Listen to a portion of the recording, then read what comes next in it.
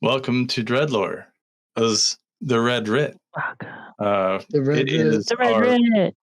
It is our weekly Monday podcast that we do here on Twitch. So, everybody, this is DreadLore's The Red Writ. Special thanks to the cast and arbiter, Bill Buncombe, Andrea Elliott Johnson, Daniel Hulker, Drizzle, and Ken Howell.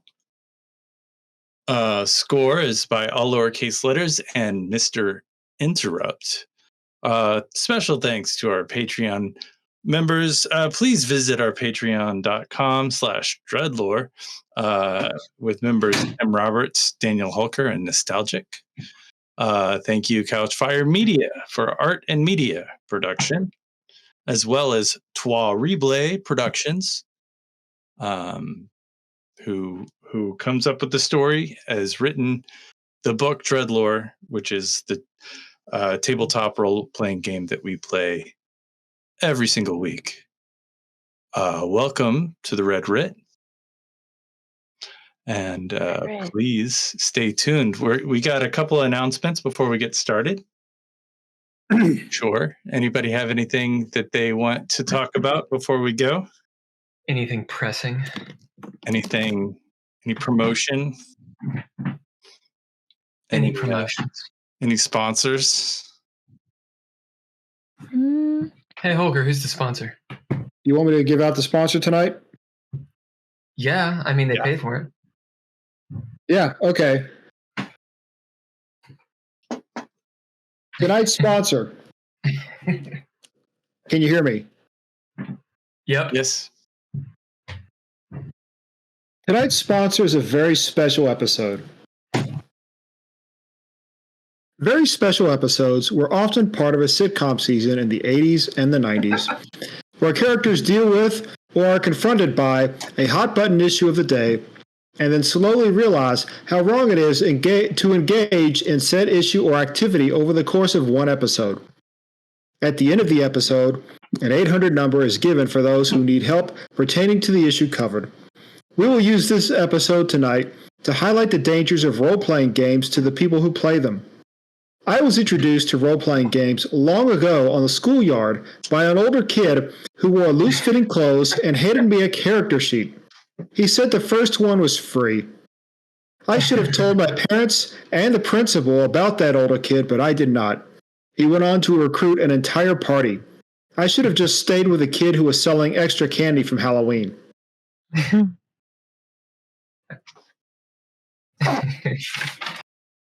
There's nothing funny about this. We don't have the 800 number. Someone is in need. And there's not an 800 number for them to call. Will.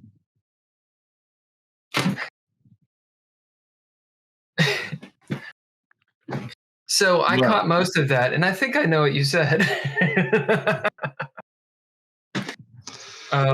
Thank you. How should we call this sponsor? What was it called again?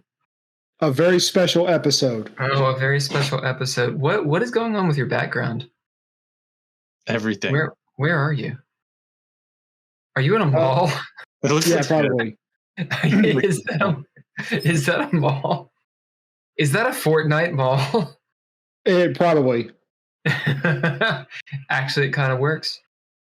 Hey, how about everybody introduce yourselves? We haven't introduced ourselves yet, but I'm Ken Howell, and I'm playing a character named Nord Zetterberg. He is from Sweden, not Switzerland.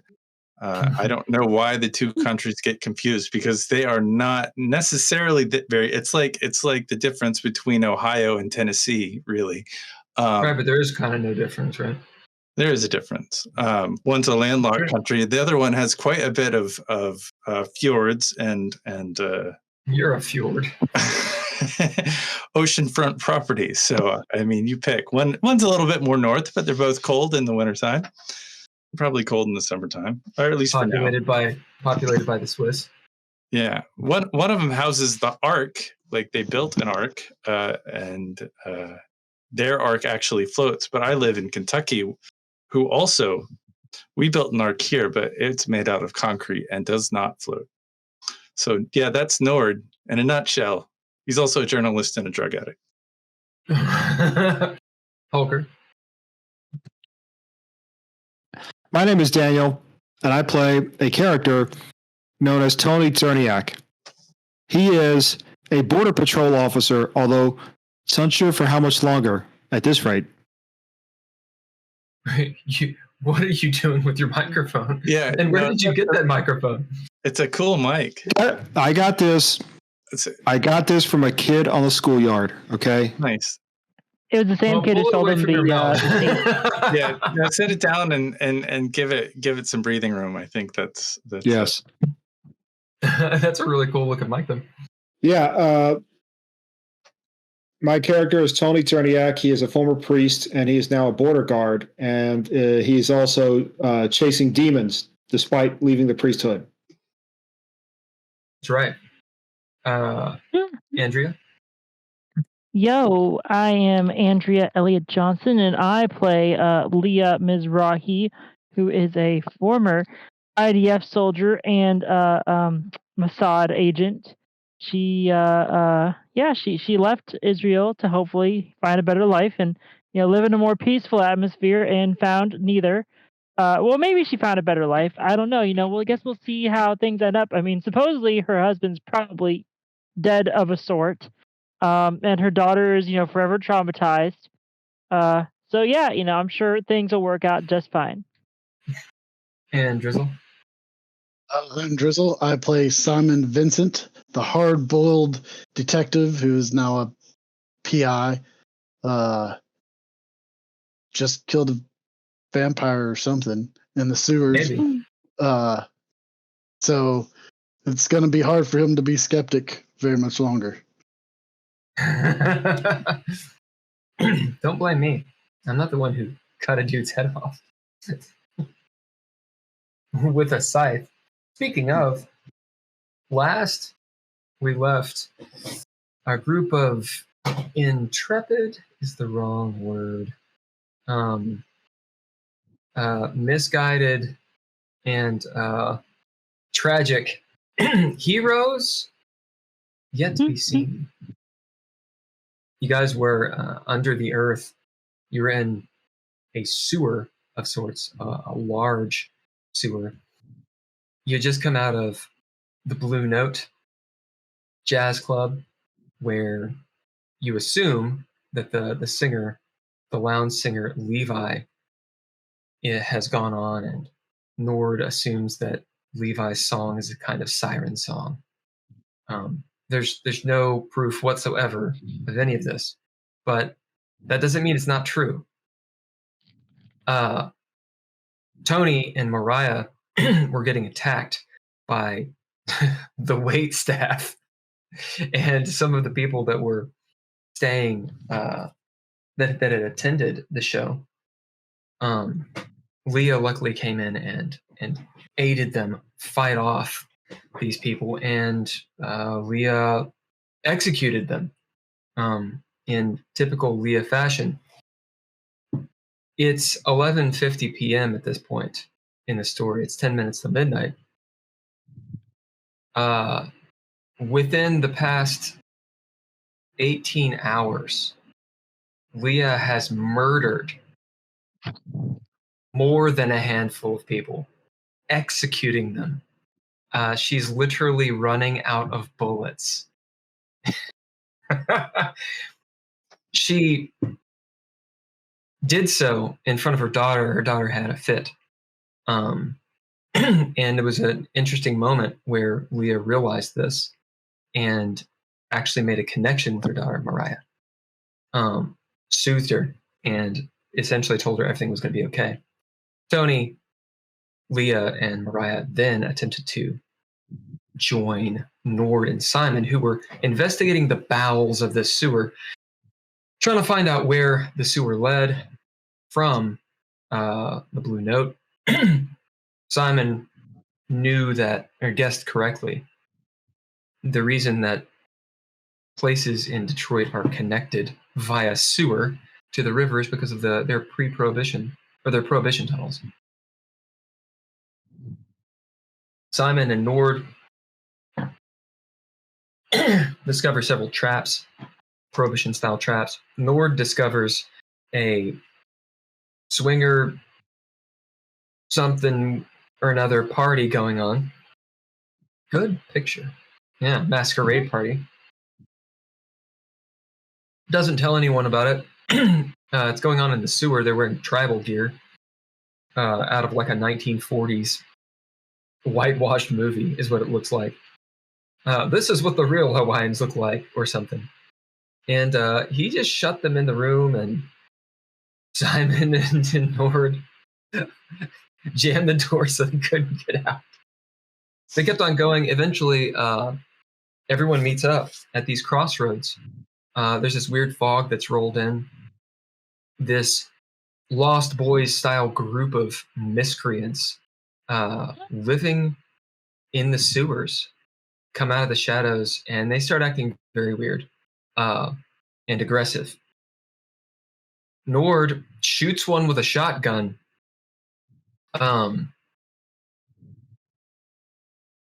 In retrospect, it seemed like a good idea at the time.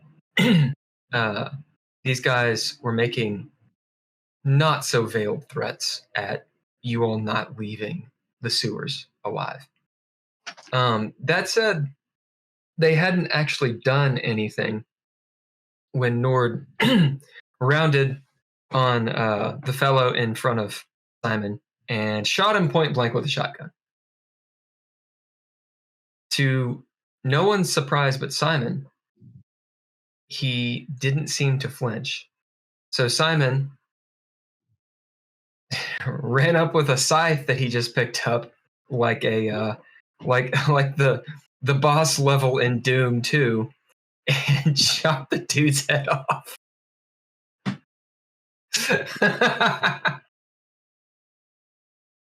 This is that moment.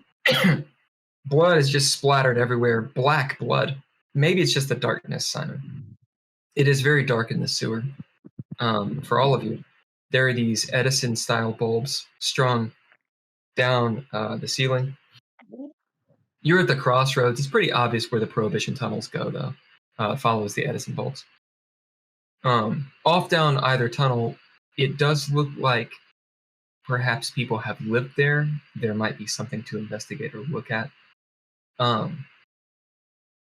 Then the decapitated body that falls in front of you turns into ash and maggots before your eyes. There has been drugs. You know you've been drugged. You know you're tired. Is this the truth? You stand there, Simon, holding a scythe. This archaic weapon. It has this weird sheen to it. It's cold iron, you were told, sheen to it. Think of it like Damascus steel. And you can see the ripples in the blade. Yeah, you got it over there. And you see the blood dripping off. We'll say that the blood is actually dripping up. And like droplets of it are like going to the ceiling. There are guttural snorting and growling sounds all around all of you from these 4 remaining people dressed in all black. It looks like a bad Hot Topic commercial just in the sewer. Their eyes are glowing red as they're like predators starting to encircle you. When the one way out front who seems like their leader, this Eastern European looking fellow, he's got a widow's peak, his hair's slicked back in stereotypical fashion. Yeah, this is the 80s. This is a new goth thing. They've all got fishnet on.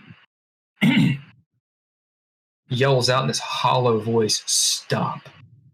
And all of these people stop frozen in their tracks. Their eyes sort of die down. And that's the moment that you guys are in. So the action is on you. Leah actually wasn't with us. Or are you? That's right.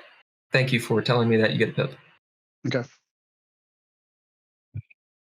We'll get to Leah. Leah actually stayed up top because Andrea had to go. Leah disappeared before Tony and Mariah left. Leah disappeared out the office door into the Blue Note.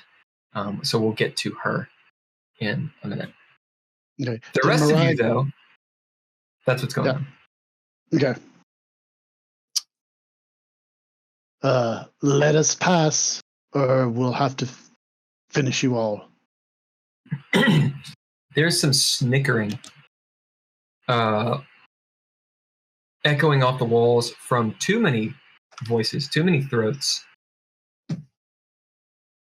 The leader out in front, probably 50, 60 feet, it looks like, cloaked in this fog that is it's chest high, dark.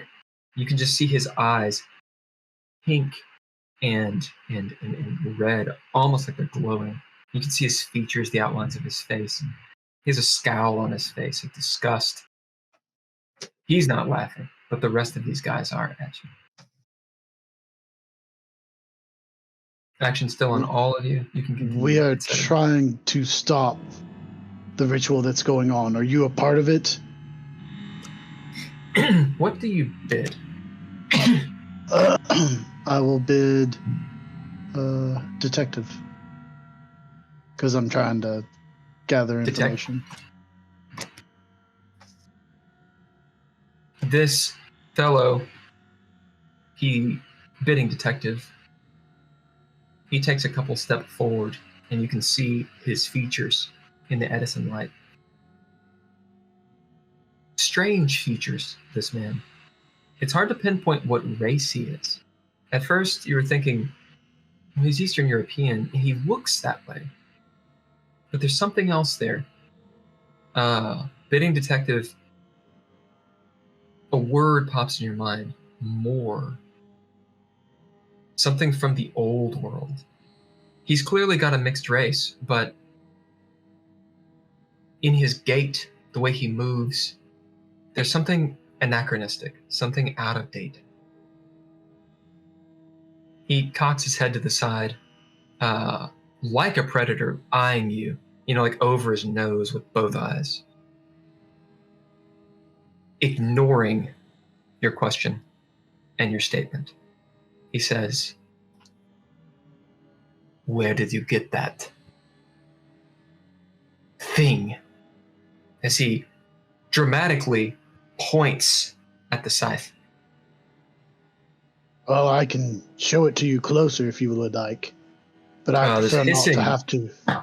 From all around. I prefer not to have to. They are edging ever closer to you, Nord, and you, Tony. And I'm assuming Mariah is like in front of someone in the middle of you guys. I'll pull out my dirk. Ching. You do? I also pull out my sidearm. We got about 10 minutes, guys.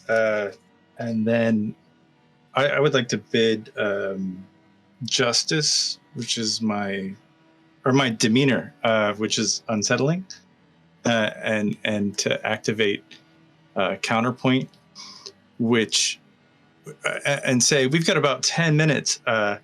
So sure, we can fight now, but I don't think any one of us want to be here after 10 minutes when everything gets turned upside down.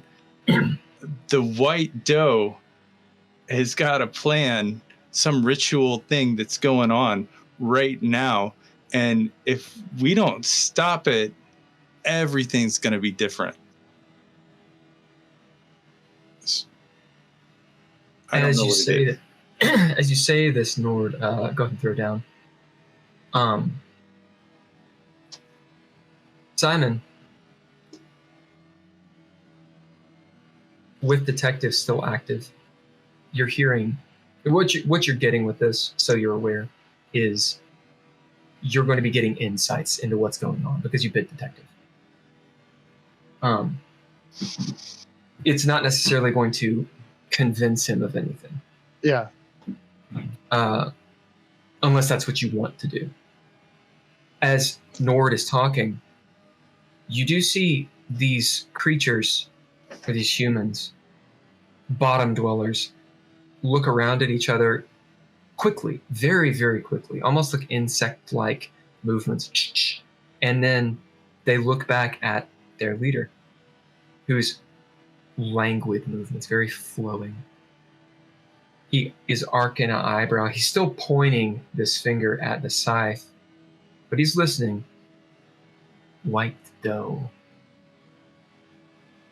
Some people call her Lady Callie. Lady Callie. I have heard of Lady Callie. She's some would say native, and she's mystical. She's got the power to I guess devour the dead. Perhaps. I just presuming here, mere mortal standing here. I know you can smell this on me, but I would say that's a bad gig for you guys. Just saying. As you say that stuff, Simon, you see them. You can tell they're ready to pounce at this guy's command. Tony, you doing anything? I got my gun out.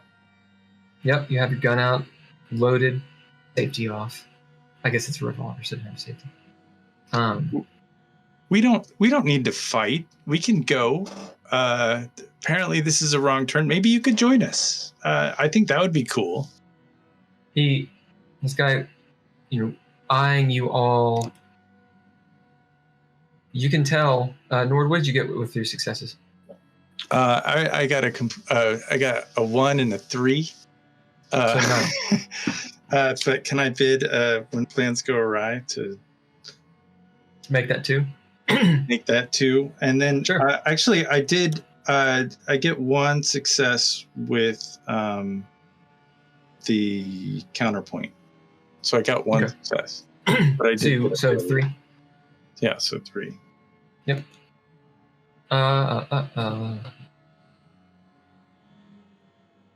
Volker, will you roll me a D8? And Andrea, will you roll me a D10?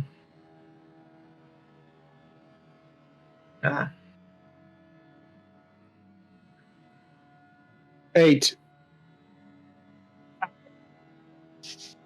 Okay. So the threshold is 6. Oh, nice. The way we're rolling with this is, Nord, you're essentially doing the convincing, and at present, and Simon, you're perceiving kind of what's going on. So that's how I'm going to play this until you guys change it up. Right.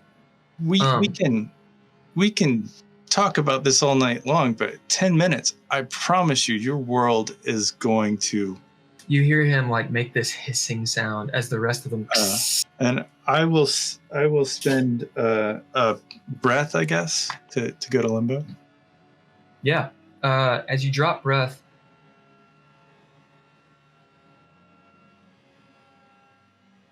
you feel this pat, pat, pat, pat, pat, pat, pat on your hand, Nord. You look down and see that there's blood. As Simon and maybe Tony, depends on where you're looking, Tony, you see that Nord's bleeding quite a bit out of his nose. Maybe a little out of his ear. Out of nowhere. Nord, perhaps this has happened before. You've been through a lot. Extreme stress, whole situations and such. As this guy, hearing your words, Nord, Simon, you see him visibly relax his posture. The finger's still pointed, but his posture's relaxed. Everything seems to breathe out and relax just a little bit. They kind of move off away from you, just enough to where it's not immediate danger.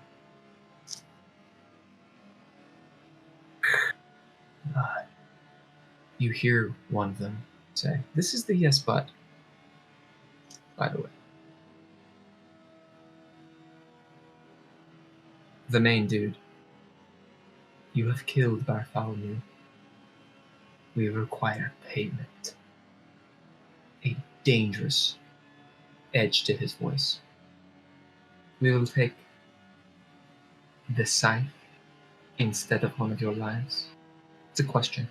Action is on you guys.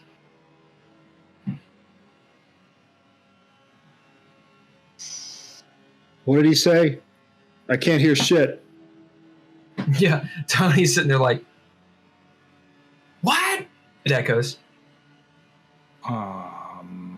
Is there anything else? Do you feel comfortable with that, Simon? Well, right now, I think our lives are more important. This scythe may be able to help, but let us all pass through, and I will be the last one, and I'll turn around and hand you the scythe.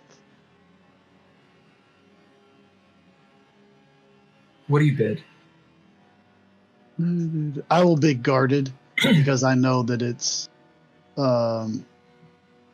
because even though it's not necessarily the best idea, it's the one that'll get us past this group. And you're doing Guardian? Guarded. Guarded.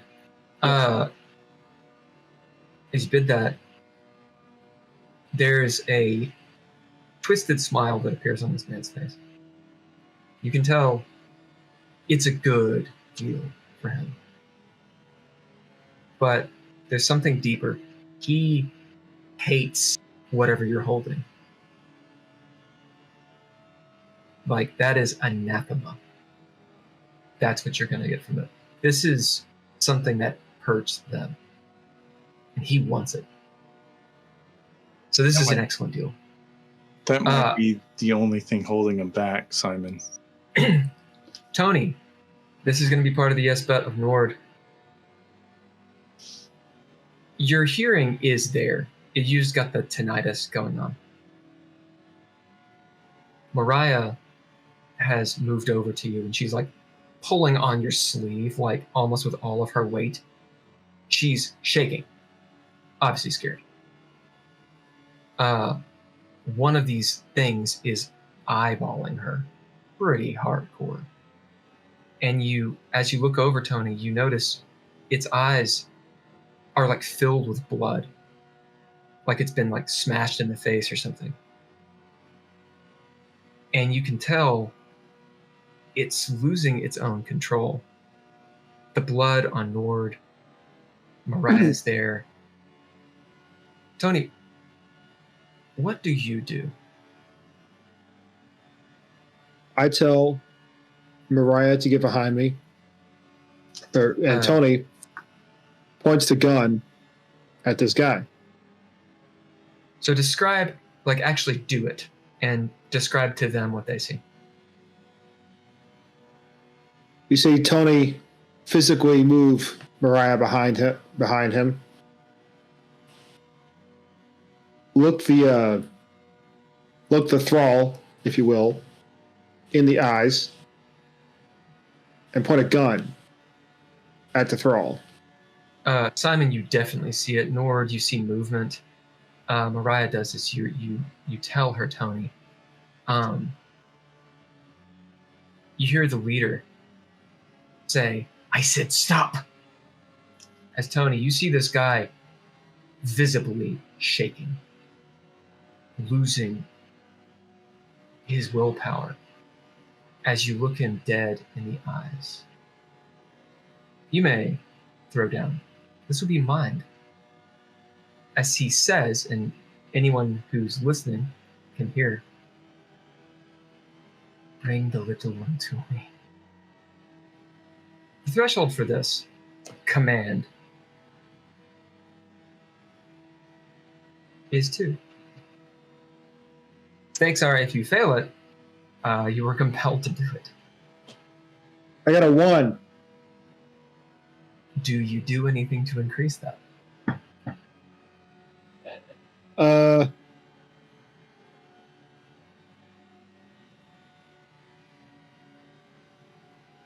Do we have our proficiencies back? You have all that you had from last game. So you got your abilities if they... You know how to play this game. We haven't started a new scene. Do what? I just said we hadn't started a new scene. Yeah, ninja gear, proficiencies, abilities, and breath. I will bid violence. Yeah. Yeah. Okay, make a re-roll one of those dice.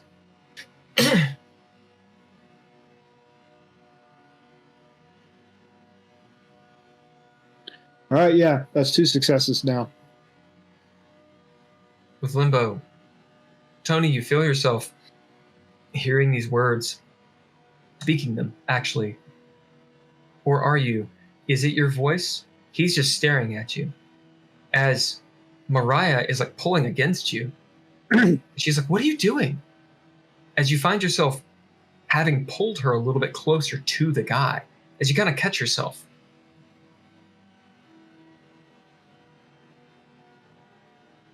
There's still this connection to this guy, though. This is the yes but. When he says, bring her to me. You're fighting the impulse, but like you kind of want to. Like what he says. It makes sense. Yeah, but you disagree with it. Actions on you all. I start to move because I saw that happening. So I start to move and get in between, to try to get in between Tony and Mariah and this creature. And as I'm doing so, I'm going to be like, guys, go towards the guy. He will let us past. And once you all get past him, I will come by and let him have the scythe. You see the leader reach out his hand, palm out. His palm actually has hair on it, like furry palms. As he reaches out and opens up the way for you. And he says in a bit of a worried voice, or strained, you should listen to your friend. And he's staring at Nord. Yeah, I grab Tony and Mariah. I Tony by the collar and Mariah and start pulling him back towards the door. You do. As you get past this guy, Nord, there's the smell of a grave. He's rather tall. How tall is Nord?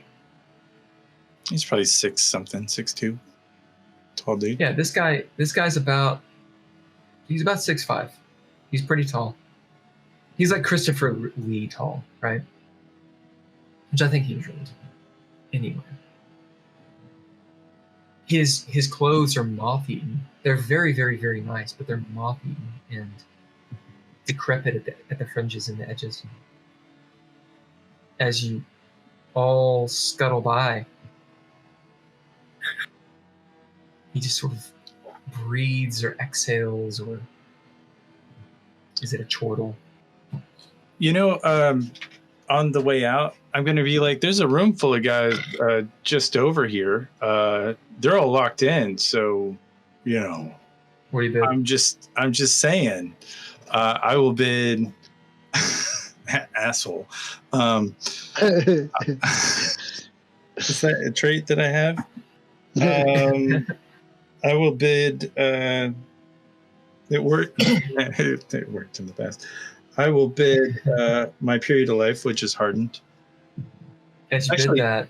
No, I'll bid a flaw, which is bleak. Yeah. As you bid your flaw, bleakly saying this. Lightning fast. His hand grabs your shoulder. And with the strength of 20 men, pulls you to him. You may throw down to resist this. I will do my best. Is that The Grace or Brawn? Grace or Brawn? Tony, it's literally a blur. You hear Mariah go, "Whoa!" I'm assuming my back's Simon, to it because I'm watching the other vampire. Yeah, you've turned your back. You hear something happened, like a something happened, but it was incredibly fast. You can look, of course. I will try and quick glance without taking my eyes off the one who's to try to do advancing.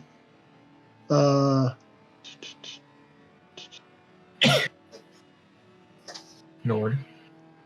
Oh, what did I get? Well, can I use that free? Gave me a internal proficiency to reroll a die, or does that not count for this?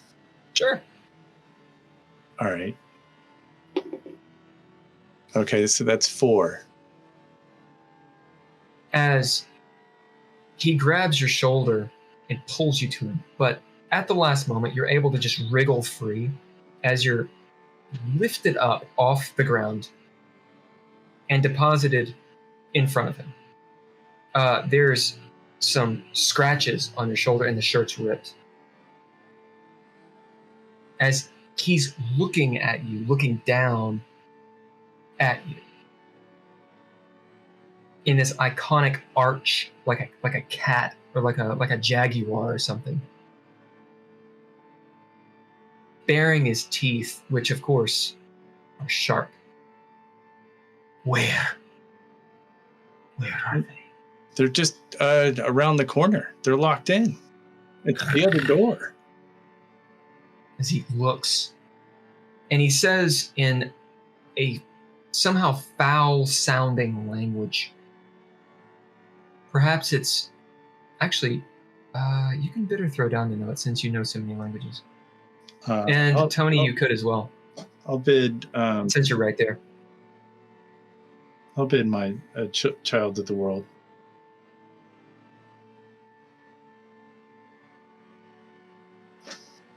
Throw down. Tony, you gonna bid or throw down?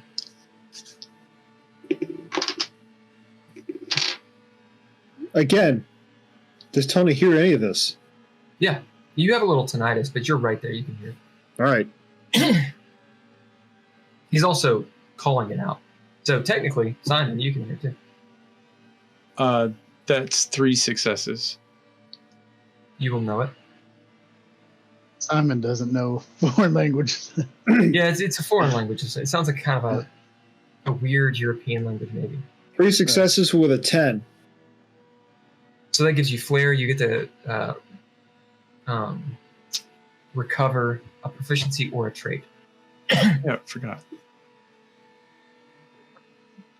Tony, it's a dead language, you know. At first, maybe you're like, is that Latin? It's not Latin. It's something close to Latin. But there's like, it has that feel of language. But there's something to it that's not Latin. It's very old. At least a couple thousand years old. A couple thousand years old? A couple 1,000 years old. Well. Yeah. Nord, you actually do identify it. It is the language they spoke in Carthage. Ooh.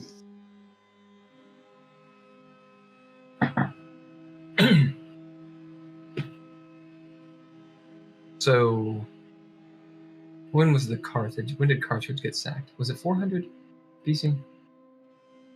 Or was it earlier? I thought it was a little later.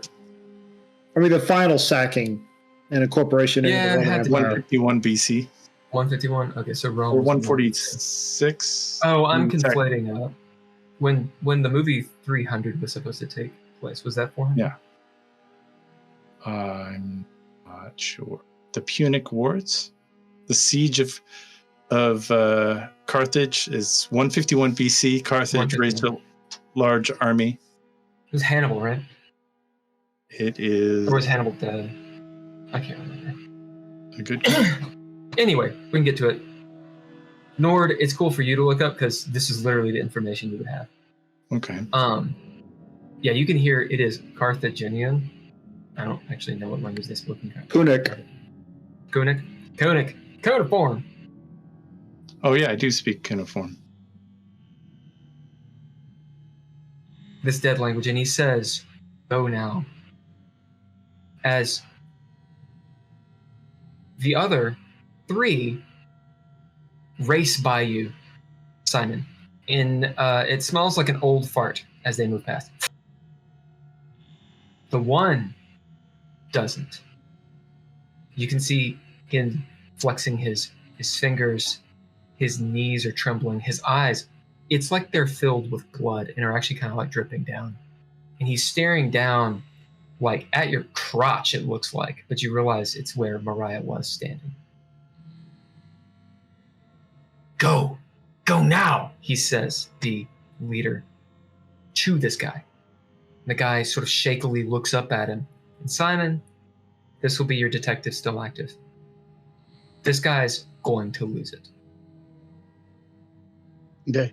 I'm going to start, like, as they're moving past, I'm still holding the scythe, like, up, like, ready for when this guy comes at me, because I know he's going to. But I'm going to try to I'm going to move back as quick as possible without running and backwards. So that way I can try and get onto the other side of the boss so the boss can restrain him. If he does. But Does anyone try to do cunning? that before he... I will spend cunning. I think I'll spend cunning. Mariah's with you, Tony. Leah, we are going to get to you soon. Nostalgic says 147 BC was the fall of Carthage. So the war just took a while. Yeah. Hey, Nostalgic, when did Hannibal get killed? Right. So, if you spent cunning, action's on you. I am going to, because I got pulled in. Is that correct? So the leader, I wish you guys knew his name. The leader was 50 feet away from you guys in the continuation of the tunnel. Tony, Mariah, and Nord, you guys are all over there. Simon is about 60 feet away, back where you came from. Mm-hmm. So I'm going to just... The other creatures ran down and they're gone. Yeah. I'm going to pull Tony and Mariah close to me as possible and see if we can pull them out the door, out of this room. Yeah, as you go down the sewer, you see at the end of the sewer is another door, barreled ceiling. It's another 50 some odd feet away. Littered here and there is just general detritus that's been washed up, little bits and pieces of, what would ever go off the storm drain. You might be able to find something of worth down here, but you'd be sifting through drainage. If you want with that bid, what did you bid? You didn't bid. You dropped cunning.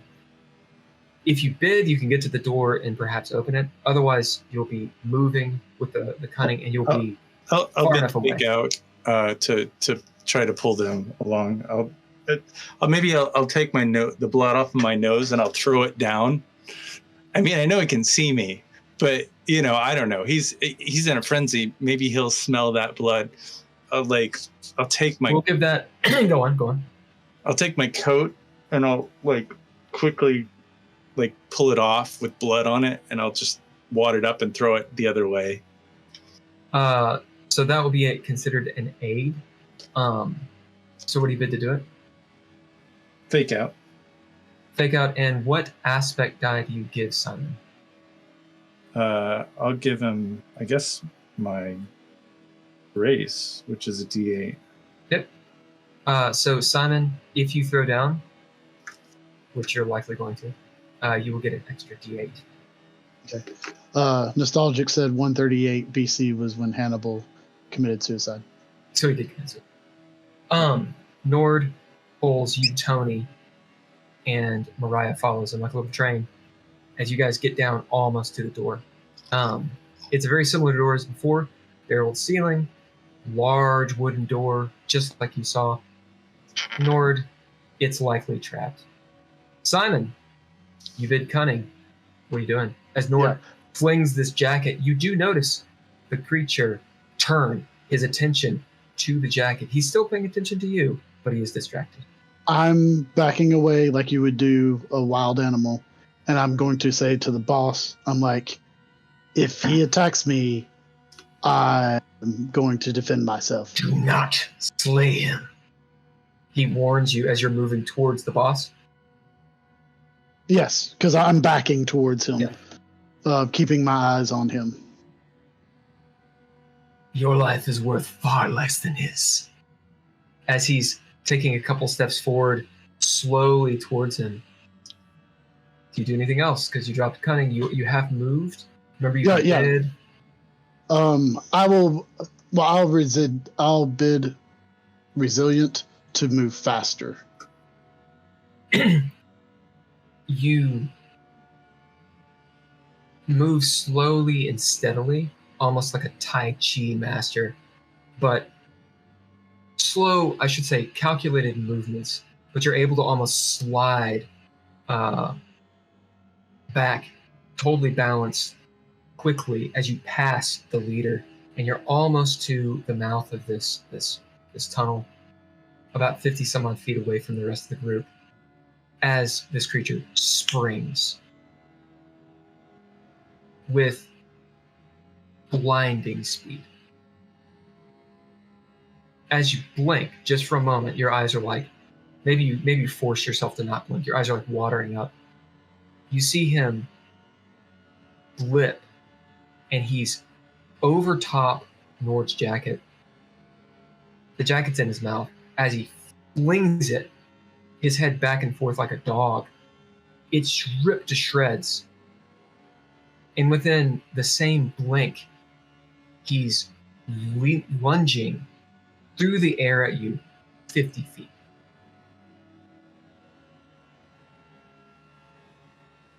You can throw down. Okay. Just be grace or brawn. Or mind, depending on what you want to do.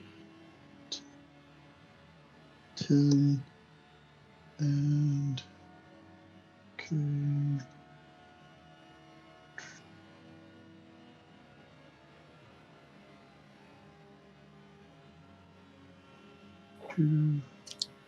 Now, as you throw down, what is the action you're attempting to take? I'm going to whatever aspect you want. It's just, what are you trying to do here? He is attacking. I'm doing grace. I would be trying to, like, hit him, but not vitally. Like, go for an arm, or a leg, so that way it's enough to cause some pain to make him stop. So it's a cold shot. Throw down your mishap die first. So this is a D6. Okay. So as it's a cold shot, it has a chaos die. Okay, that's not a 1. And go ahead and throw down. It's Leah, would you roll me a D10? And Tony, would you roll me a D8? 5.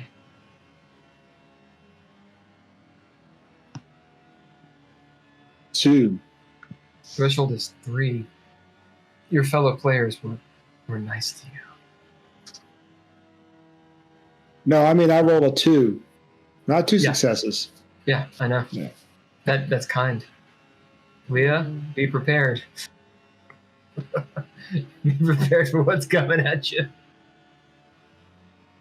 okay. Let's see here. I was pointing them to the orgy room, by the way. Just I know. it's really going to be an orgy in there now. I've only got 3 successes, so it's limbo, and So it's limbo. Yep. Remember, you have your D8 from Nord. I know, I did. Yep. This guy leaps forward. You slash him in the arm. He howls, spinning in the air. The leader grapples this guy. You hear bones crunch as he squeals in pain. And as you have attacked, so this is the yes, you succeed. Go ahead and roll damage. As you have attacked this fellow, Bartholomew, with this dreaded scythe. 3 damage. And then roll another d6. That's 2 on the die. Yep.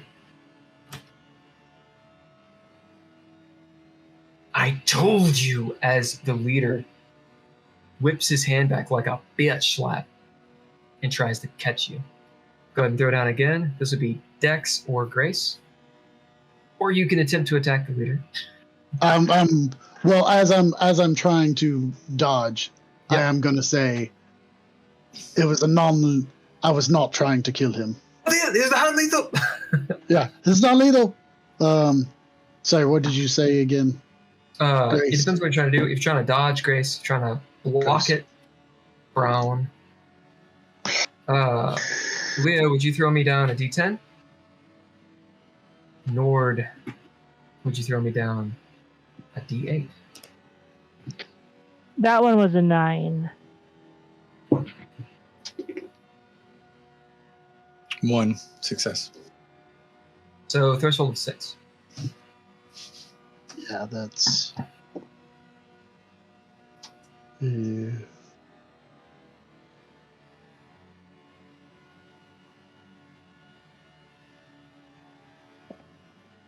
Yeah, I got no successes. So that's a. Yeah. You put any No stank successes. on it? Huh. You put any I stank can't on do it? any.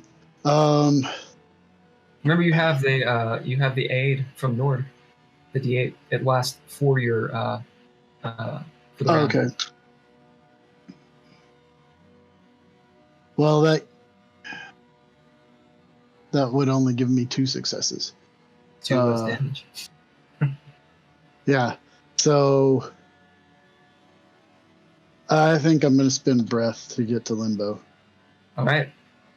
What aspect were you using, Grace or Braun? I was using Grace.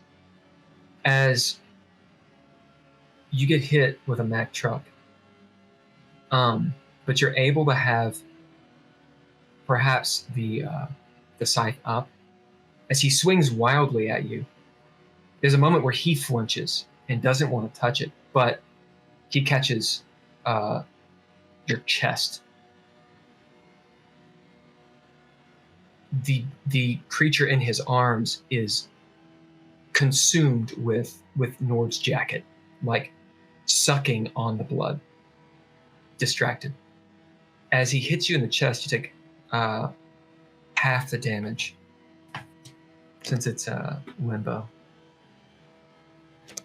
Hey, Leah.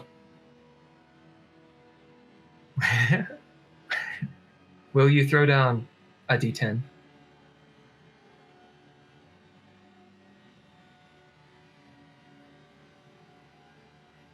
Boss fight. Nice. As clack. That's 1 on the die. Yeah. Clack. Simon, you describe this. You take 1 damage. Hey. So as he's swinging back on me, like I've got the scythe in one hand, and I just kind of throw my coat up with the other because I bid my coat to to fail miserably still, and Like Jet Li style. yeah, and so it's like he hits the coat underneath and grazes me, because I guess in the mix of him not wanting to hit this and still trying to hit me, saw the thing, so he didn't hit me square in the chest. He just grazed me. as you don't even move back from the blow. He swings wildly. That happens as he spins around, huddling, like cradling this guy who's just manic, like a wild animal. He looks up at you. He clearly cares, detective still active, about this Bartholomew. As he says, "Go. Leave the scythe." Now, I'll give you this. Detective is still up for this. Mhm. You are aware this guy has his hands literally full. And he's not going to let this guy go. He's not going to let Bartholomew go. Because Bartholomew has lost his shit. You could get away without leaving the scythe. But there you go. So I'm going to let you think about that. Leah, we're going to go there.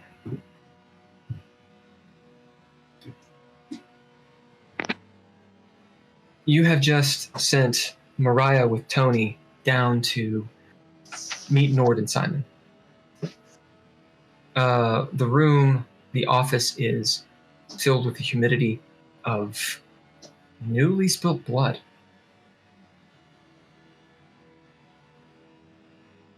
Maybe you find... What are your derangements? And how many ticks do you have in them? My only derangement that I've taken is ticks, and I have 4. Okay. You've seen...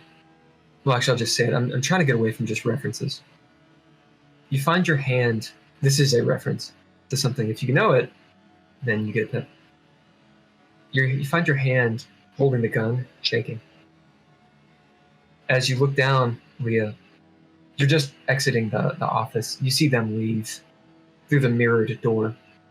You're closing the door behind you. You look down and see your hand literally just shaking, like you have like Parkinson's or something. As you don't really even feel it. Like as you don't feel the muscles moving, you're not moving it. Your hand is actually shaking. Yeah, just personally, I imagined Leah's ticks probably ending up being more of like a tapping, like a persistent tapping on something. Yeah. Leah would. And in fact, she does that too. It's like chopstick.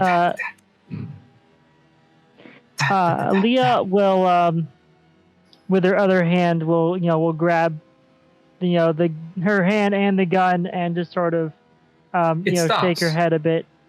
It stops when you grab your hand. You have control. Maybe I don't know if this has ever happened, like when you have a muscle twitch and you're like, what the fuck? And it fades. But there for a moment, like, there was like this weird bodily... Leah knows what this is. She's seen this happen.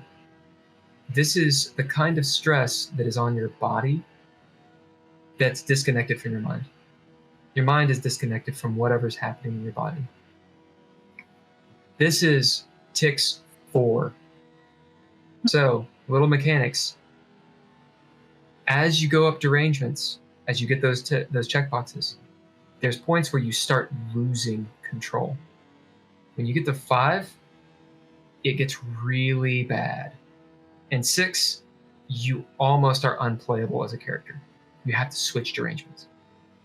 So it's a way of going insane. If you get to 6 ticks, like,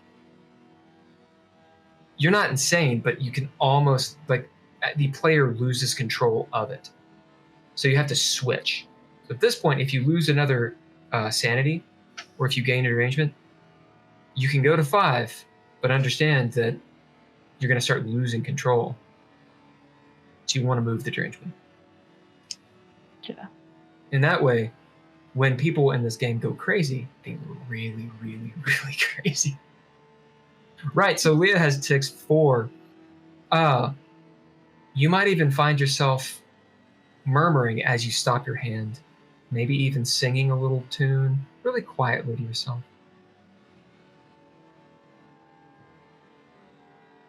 You're in the hallway now in the back. The music is loud. There's applause. At the same time, it's this discordance. The jazz is really, really loud, almost violent. The way the bass is going, this like vroom, vroom, vroom. And people are applauding in the middle of the set. Beyond that, still,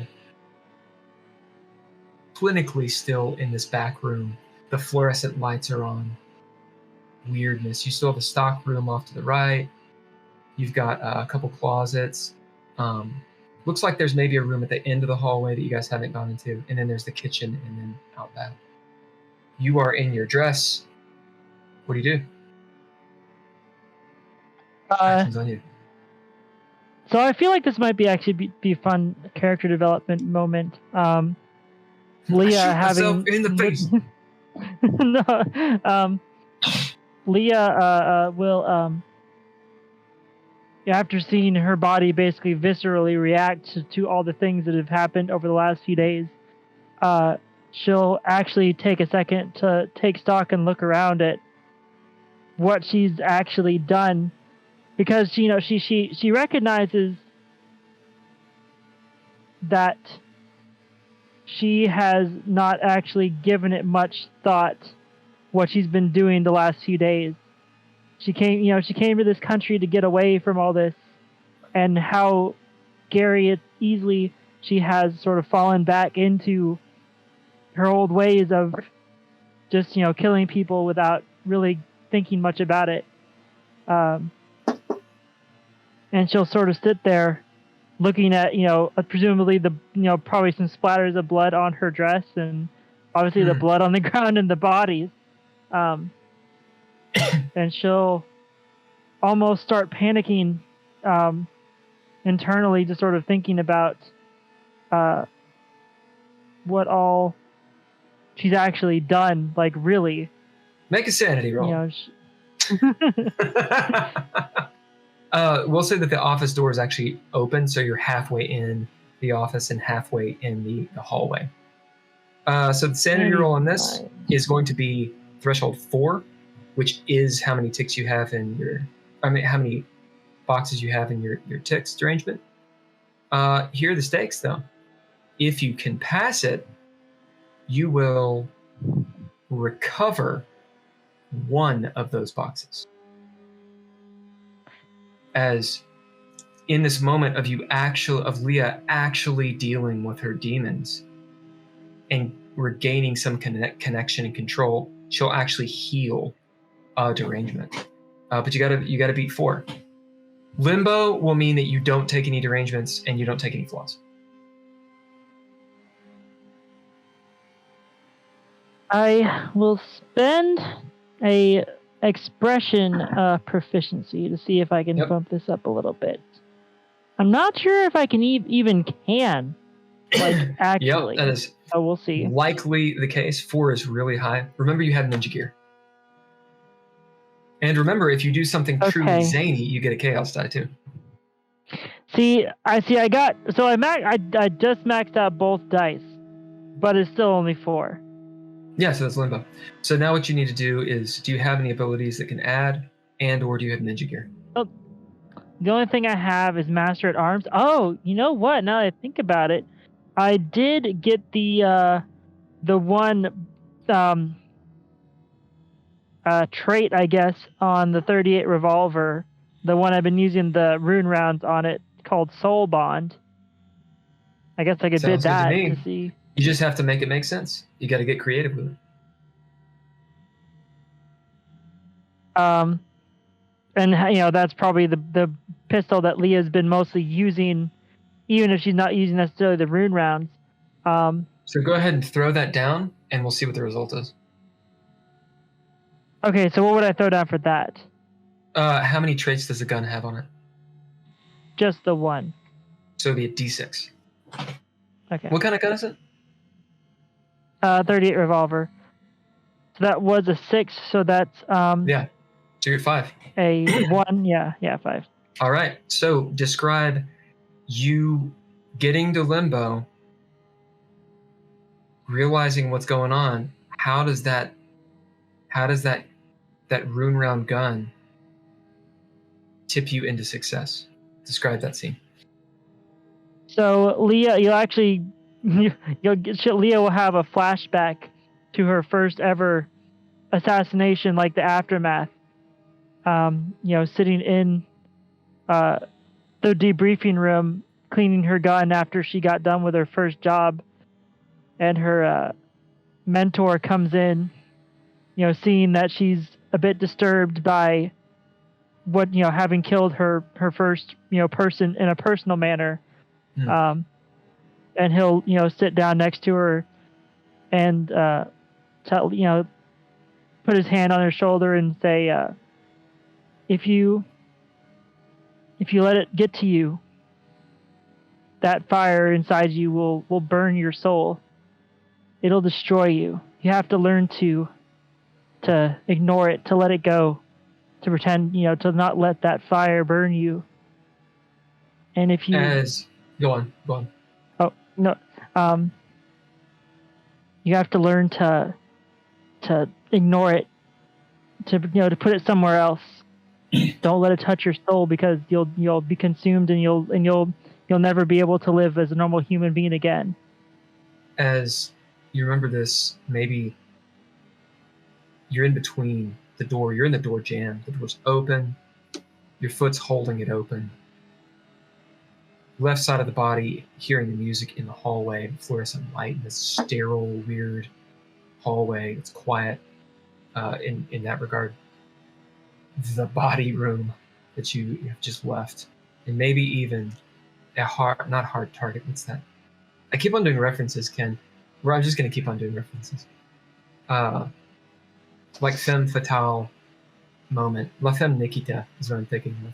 Where you kind of like pop down into a squat, back up against the door jamb, with the gun up against the forehead or something. The cool feeling of the gun. And you're remembering this. And Leah, you learn something. Now, what you learn is for you to decide. You're going to gain a trait. It's not a flaw, it's a trait. But it needs to be something along these lines. Your mentor was wrong. He was halfway right, or she.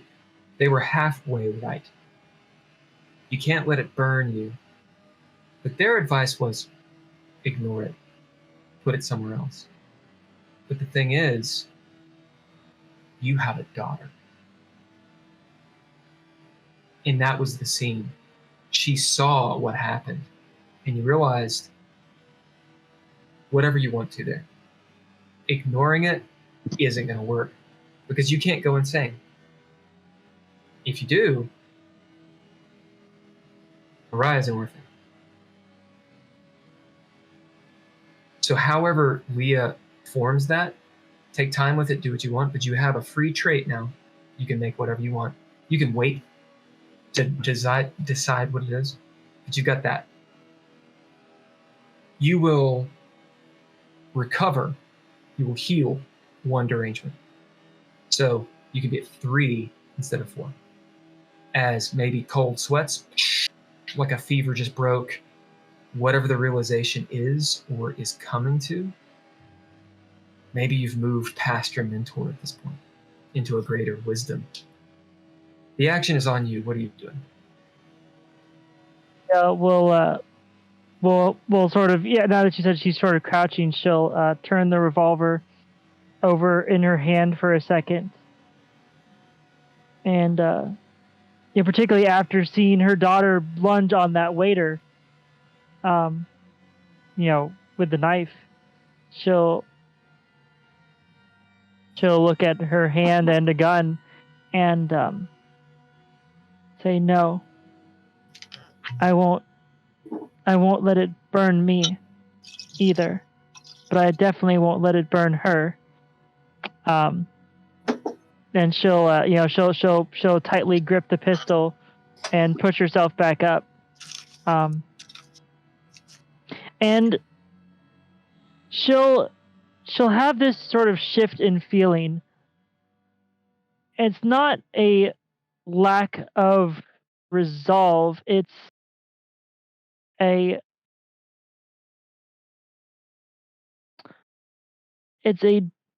different kind of resolve. It's not a disassociative. It's not It's the like a same kind of shift. disassociative. Yeah, it's not the same kind of disassociative apathy that she's had towards the killing that she's been doing over, and it's not that she doesn't still feel that she needs to protect her daughter. It's that she doesn't just want to be a killer anymore. She As doesn't all want, this is doing, yeah. developing, and this will take a little bit of time. You happen to look up and see the clock in this room. It says 11:55.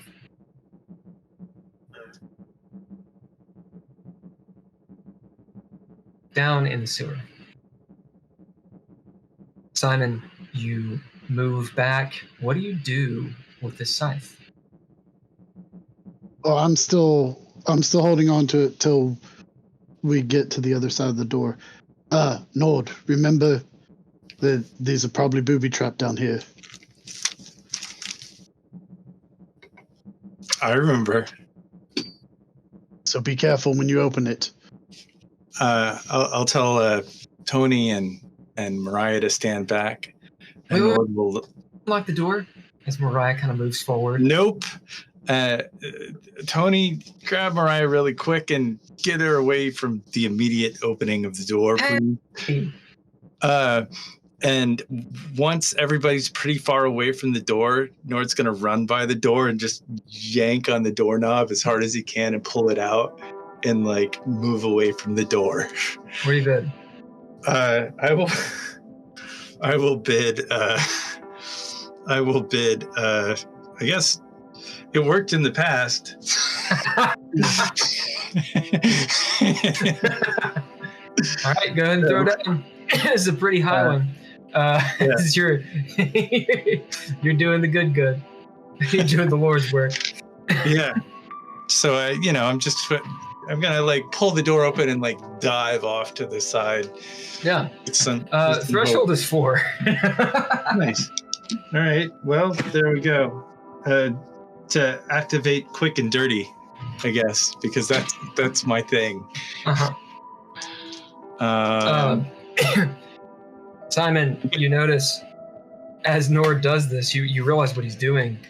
There's probably I don't know what Simon feels, but whatever the feeling is that's visceral, he feels. And right at the last second, Simon, it's going to set off the trap. You look up and see the trap that Nord is now setting off. The guess you might have is that it's not the same as the 2 previous. As you look up and see the ceiling will give way on whoever's in front of the door, and you just see these a net and a bunch of boulders that are going to crush Nord if he fails this threshold. What'd you get, Nord? Doomy. Holy crap! I got a 10 on one of them, and so I got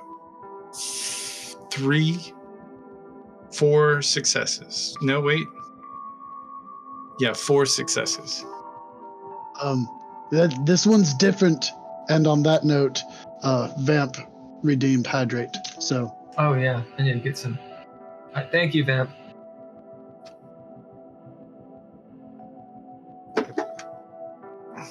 No, this one's different. Do you just say that casually as he swings it well, open? I'm gonna bid connections, and I will give him wits, which is a D8. Nice. Nord, you get a D8 extra die. Oh, nice. Tony, you doing anything? You're seeing all this. You're holding on to Mariah. Go ahead. Yeah, Nord. So I will, before I figure out which ninja gear I can actually use, I will implore everyone watching to like and subscribe. Implore away. To implore. I will get a baton out. As you whip out a baton. Nord, what'd you get? I got the movement proficiency that I'm going to use to reroll. Oh, I did, yeah. I got an additional, so that's 5 successes. As Nord, you get a choice. Do you go through the door, or do you jump off to the side? I was probably going to jump off the side. All right. As you leap off to the side, Simon saying what he does, Nord, you look up, you see the rocks falling. As you leap off, dust, as all these boulders fall down, could have easily killed you, definitely would have hurt you really bad. As they don't block the door, but you guys have to belly crawl over them to get through the doorway. Simon, you should be activating the doors. You're Mariah. It's not a me thing. I could have done it. Who opens a door like that anyway? All the doors are dangerous. I've been classically conditioned to do this, Mariah. Mariah looks up at you, Tony. He's dangerous. That's probably true. Yeah. You're not going anywhere. This is the least dangerous of all of them, and it is pretty dangerous. She huffs. You get the next one, Simon. Go on through. Sounds good. I think we should get out of here. So you belly crawl through. Tony, do you go as well? Yes. Mariah easily jumps in after Tony, or after Nord, then Tony. Simon, you're there alone. You see 50, 60 feet away. The leader has calmed Bartholomew. He's still holding on to him. Like he had a grand mal seizure or something. As he slowly looks up at you. This is a moment of decision. What do you do? My word's my word. And I'll start to backwards belly crawl kind of through the thing. And as I do, I will leave the scythe there. The last thing you hear and see last thing you hear and see, Simon. His eyes flash red and then dim. Well met, Simon.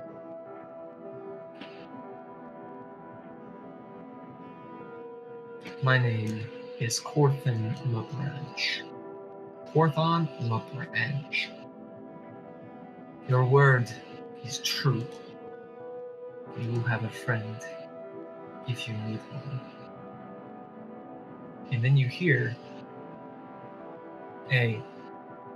what's going on? Oh my God! Ah! And the screaming of cattle being slaughtered and sheep. Ripping and tearing of flesh. A horrible sound coming from deep down the hallway, whence you came. As maybe something sour within you stirs, maybe in the pit of your stomach. The horrors you can only imagine. Sanity.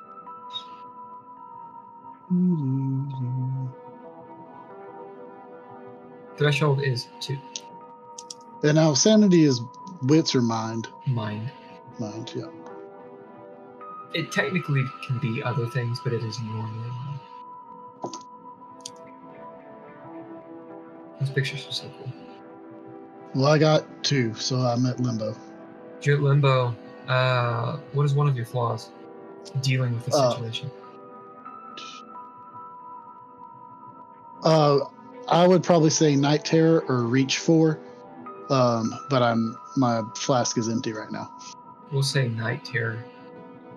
As you realize something horrible is happening. Something horrible is about to happen. You feel yourself start sweating. Almost uncontrollable thoughts of what did they mean? What happens at midnight? The 2x2 hands of blue guys. What is going to happen? As you feel yourself almost panic a little bit, but you're able to calm yourself. Just this buzz in the brain. The shadows are dangerous. There are things down here in the deep places. And where you're going, there's a sinking feeling. Let's take a break. We'll take a 5-minute. When we start back up, I'm going to jump on to Leah's scene, figure out what's going on there. You guys are 5 minutes to midnight. It's about to be on. Yeah, us and the Doomsday Clock. That's right. Actually, I think it's shorter than 5 minutes at this point. Anyway, thanks for watching. We'll be back in just about 5 minutes. Yep. You've been listening, watching, enjoying DreadLore's The Red Writ with our cast: Bill Buncombe, Andrea Elliott Johnson, Daniel Hulker, Drizzle, and Ken Howell. And a lovely special thanks to the score that you're probably listening to a little bit very faintly in the background right now by all lowercase letters. Soupy Jones said that they loved the ambient music. So, oh well, thank you. That is very sweet. Please consider joining our Patreon, DreadLore's Patreon. We really can't do this stuff, progress any further, or do any other things than we're doing right now without the support and love from Tim Roberts, Daniel Hulker, and Nostalgic. Remember, these people pay us to do this, and anybody else watching this gets to see it for free. So thanks, Tim, Daniel, Nostalgic.